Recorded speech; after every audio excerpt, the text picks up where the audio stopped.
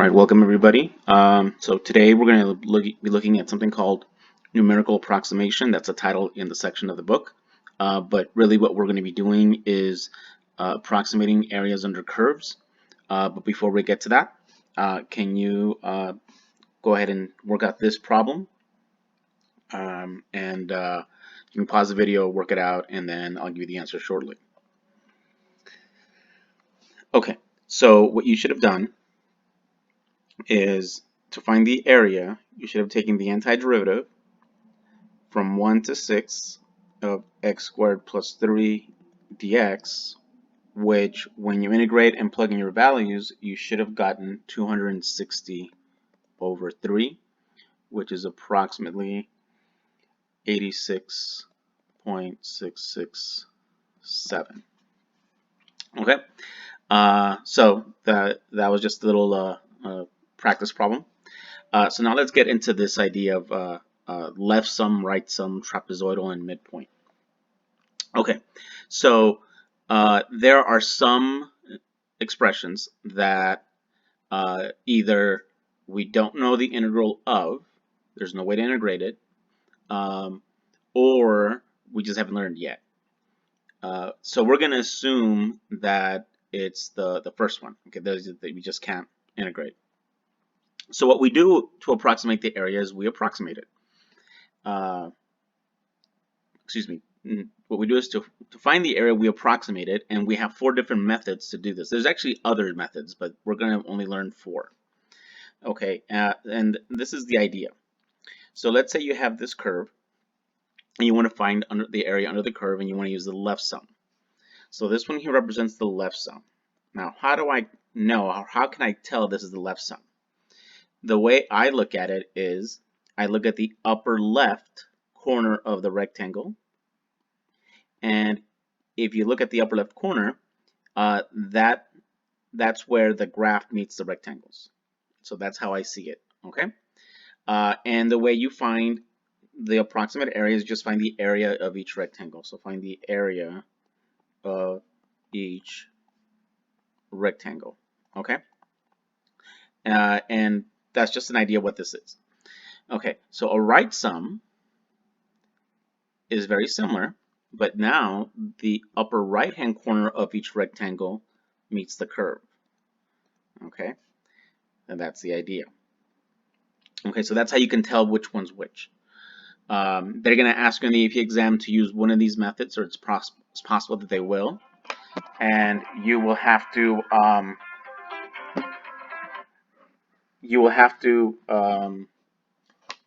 know which one it is, okay, and how to go about making that calculation. Okay, then you have midpoint sum, and with the midpoint sum, it's basically what that says. The midpoint of the rectangle, or at least the top side, upper side of the rectangle, is where it touches the curve. Okay, so this one's midpoint. I don't think I wrote. This one's midpoint sum. And then the one, I don't think I wrote this one over here. This is right sum. Okay. So right sum, midpoint sum. And then the last one is trapezoidal. And as you can see, trapezoidal, we're using less of them. And it gives you a better approximation. So basically, these are 2 trapezoids. So this is trapezoidal. Okay.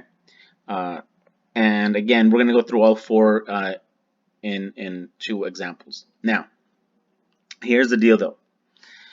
When you are given a problem on the AP exam, it's going to look something like this, where you're asked to do one of these sums. Okay. And your goal is to be able to find the value, or at least the numerical expression, without using a graph. Okay, but we're going to use a graph for the first example, and then we're going to talk about how we can get these this expression without the graph, and then in the next example, we will just use the table. Okay. All right. So let's start with left sum. So this is your left sum. Okay, I should have said something real quick here. So it says selected values of a continuous function f of x have been shown in the table below. So these are just points on the graph. And we're going to approximate the area bounded by the function from 0 to 14. And we're going to use the left sum or the left Riemann sum. Okay. So again, because I'm using the left sum, that means that the upper left corner of the rectangle is going to meet the curve. So the way I can ensure that that happens is by creating a rectangle in which the left corner touches the curve, and there it is right there. Let's just move this to the side. Okay, there you go. And then I would do it again. And I'm not going to do it for all of them. I'm not going to show you what it looks like for all of them, but actually this one, there's a point above here, so I got to fix this. This, and then like this. And when you do it for each one, it'll look like that. Oops, it's going to look like this.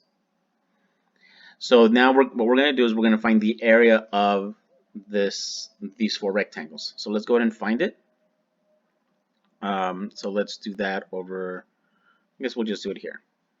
So area, you might want to do it below this, but I have something there that I don't want to move just yet. So I'm going to have to do it right on the actual graph. Okay.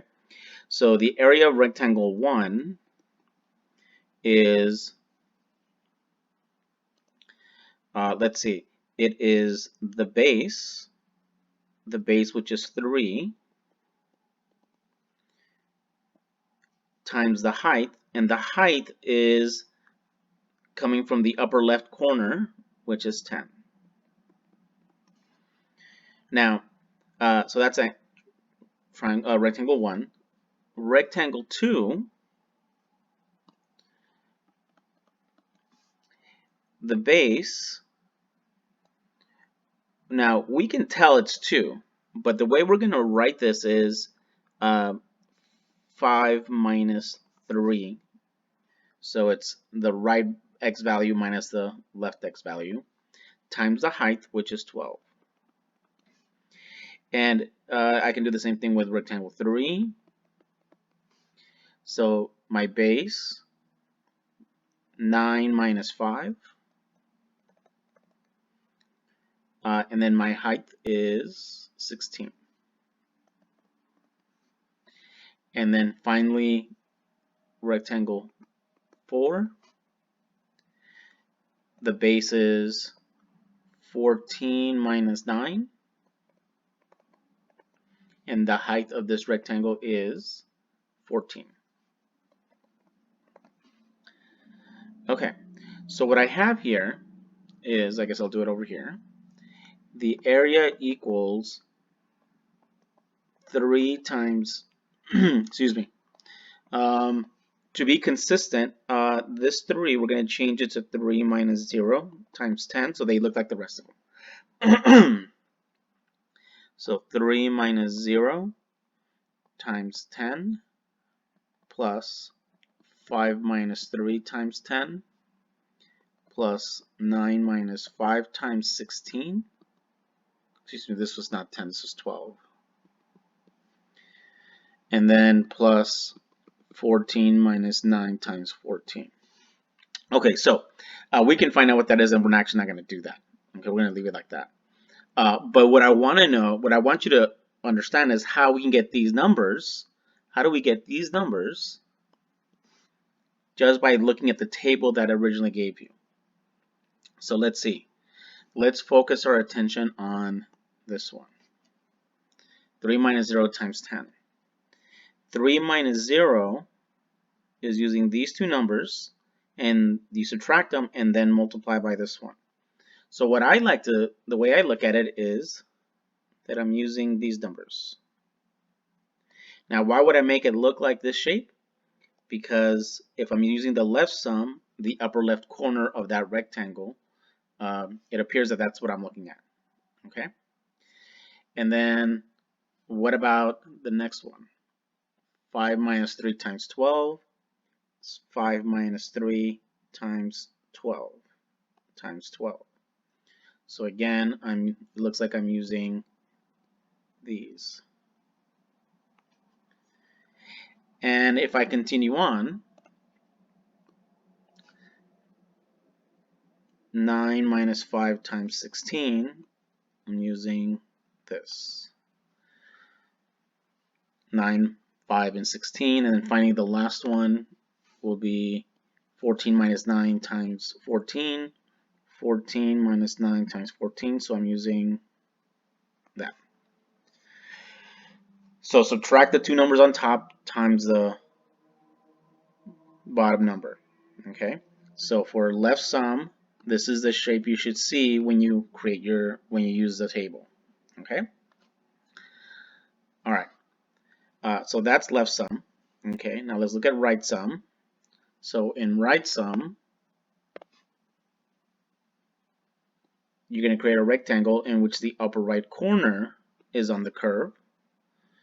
And like I said, I'll just do a couple here and I'll show you what it's supposed to look like. Something like this. And then you do it again and again. So again, when you do it again and again, it'll look like this one. Okay, so let's go ahead and find the area on this one. So let's see.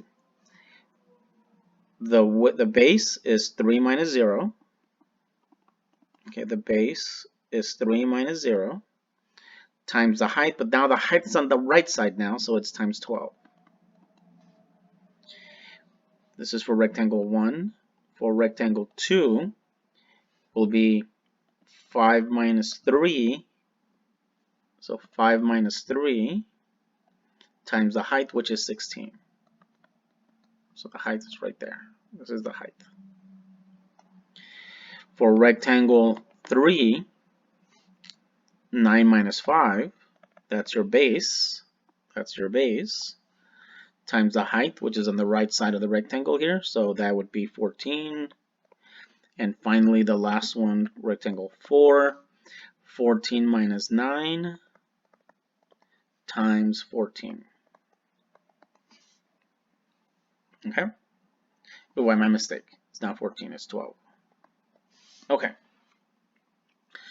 So my sum will be 3 minus 0 times 12 plus 5 minus 3 times 16 plus 9 minus 5 times 14 plus 14 minus 9 times 12. So again, how can I get this expression without using the graph and just looking at the table? Okay, so let's see. 3 minus 0 times 12. So subtract these two and multiply by that one. Multiply by 12. Okay. 5 minus 3 times 16. 5 minus 3 times 16.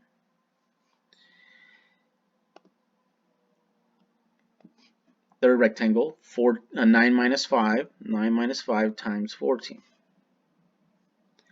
And then finally the last one is 14 minus 9 times 12. So again, almost similar, but not quite. This one, it looks like I'm using the upper right corner of the rectangle. So that's how I see it, okay? And it's consistent to all of them. So now it's going to get a little messy, so it's going to be hard to see. So for the right sum, this is the shape I'm trying to create.